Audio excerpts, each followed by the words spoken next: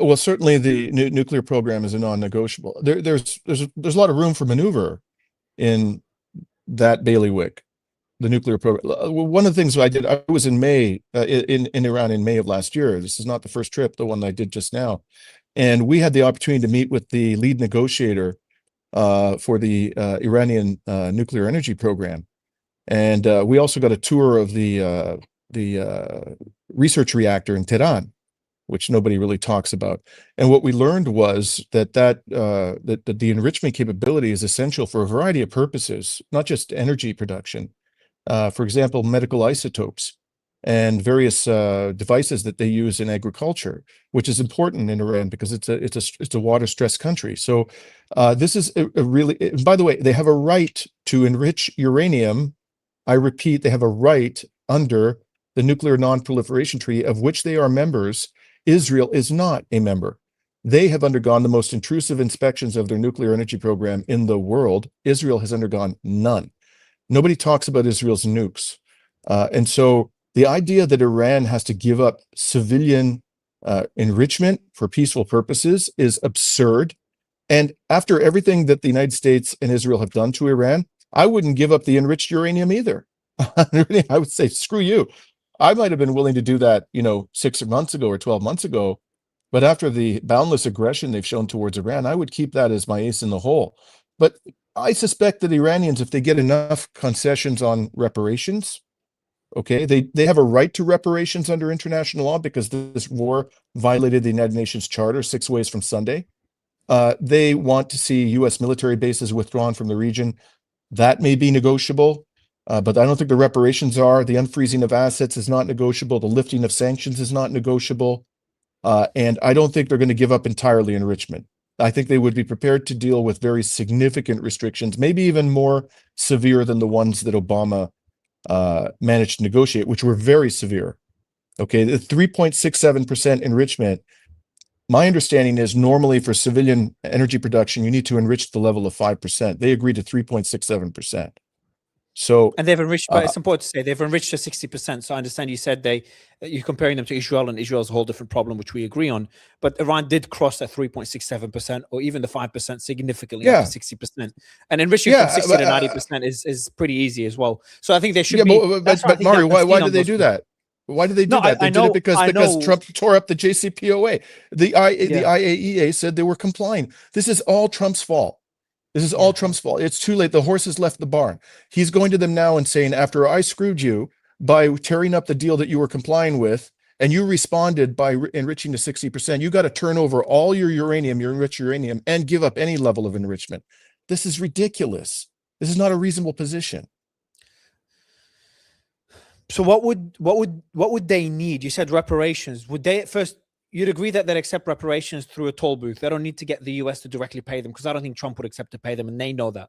So the toll booth, a temporary toll booth at the Strait of Hormuz, is their way to get reparations, which I think the US should accept. They have no choice. They have a choice, but I just think that Iran won't concede on that. There's significant damages that they're faced. They do want the lifting of sanctions. Do you think that's non-negotiable as well now, or do you think they might accept to reach a peace deal that would include the same sanctions they had before the war? Because these sanctions have been crippling, and they also have been weakened significantly by these sanctions that led to some part to the protests in January. So on one side, I'd say that these sanctions would be non-negotiable because they're worried they go back to what happened in January. On the other side, they do want a peace deal pretty desperately as well. Both sides want a peace deal. They don't want to be bombed again. Now these negotiators may be worried about being assassinated, as has happened before, and they saw what happened in Qatar. So they might be in a position where they might accept to go back to accept a peace deal or to extend the ceasefire without lifting the sanctions.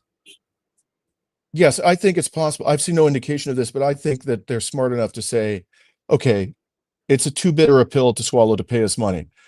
So we're gonna for some period of time exact a toll. And frankly, I think that so many countries out there are desperate for the oil and gas from the Persian Gulf. They'll pay it happily, as opposed to not having any. So I've seen no indication of this, but I do believe that they would be willing to make that compromise.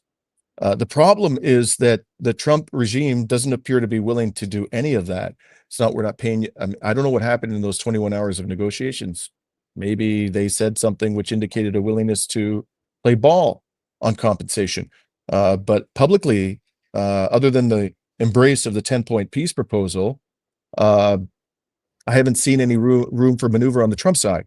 But there's going to have to be compensation of some kind. This is a flagrant violation of the UN Charter, and they have a right. They're not asking for a gift here.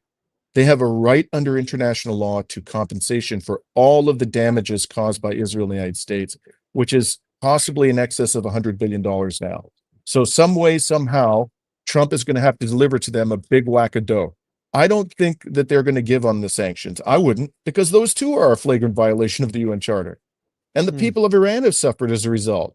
It's not the government, it's not the economic elite, it's ordinary Iranians. So it's time to get rid of those damn things. Before I ask you what could happen next and how far this could escalate, because I think as part of the negotiations, we may even see a return back to limited strikes, but not a full-blown war, and a bit of a tit for tat by both sides before one of them blinks. But before asking you about this, you keep saying the Trump regime. Is that just your way of responding for anyone that calls the Iranian regime an Iranian regime instead of an Iranian government? That's a good question, Mario. First of all, it is, how shall I put this? It is an act of rebellion against Western propaganda.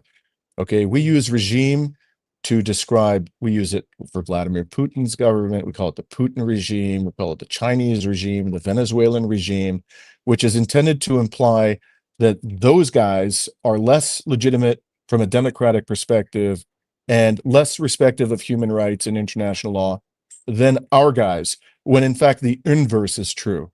The worst human rights violators on God's green earth and the worst violators of international law in the post-World War II period are the Western powers, bar none.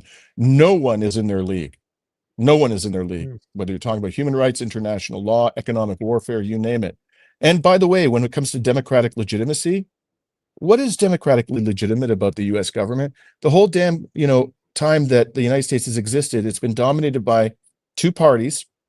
They've run the government for the entire history of the United States, and they agree on 90% of everything.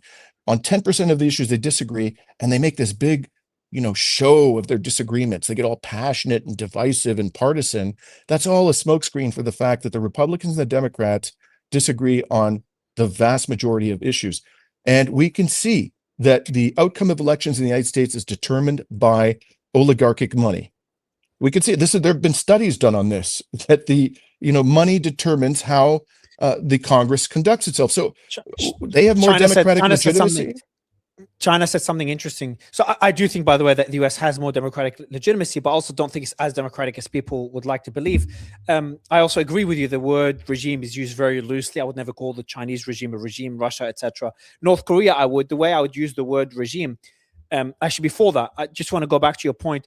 As a Chinese person I interviewed, I can't remember her name, a professor, I think, and she said something interesting. She said in the US, so her description of the US versus China, she said in the US, it's business that dictates politics. It's those business people that are full of money, cash, and the big donors. They're the ones that dictate who gets elected through ad spend, and the people that get elected end up doing what the business oligarchs want them to do.